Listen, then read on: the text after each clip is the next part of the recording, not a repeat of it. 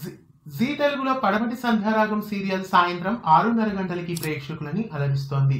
ఈ ధారావాహికని ఇటీవలే 8 గంటల స్లాట్ నుండి 6:30 తీసుకొచ్చారు. ఈ సీరియల్లో నటిస్తున్న ఒక నటుడు ప్రస్తుతం కథలో రీఎంట్రీ ఇచ్చారు. ఈ ధారావాహికలో కిషోర్ క్యారెక్టర్ లో నటిస్తున్న నటుడు ప్రస్తుతం రీఎంట్రీ ఇచ్చారు. ఆద్య తండ్రిగా కిషోర్ క్యారెక్టర్ లో ఈ సీరియల్లో మొదట అనిల్ నటించారు. తర్వాత విజయ్ రెడ్డి ఆ పాత్రని పోషించారు. ప్రస్తుతం మళ్ళీ ఆ క్యారెక్టర్ లో అనిలే రీఎంట్రీ ఇచ్చారు.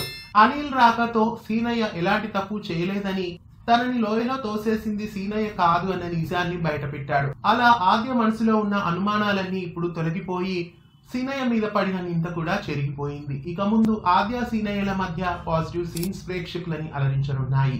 అలాగే పడమటి సంధ్యారాగం సీరియల్ కూడా మరికొన్ని రోజుల్లో ప్రేక్షకులకి గుడ్ బై చెప్పబోతున్నట్లు తెలుస్తోంది.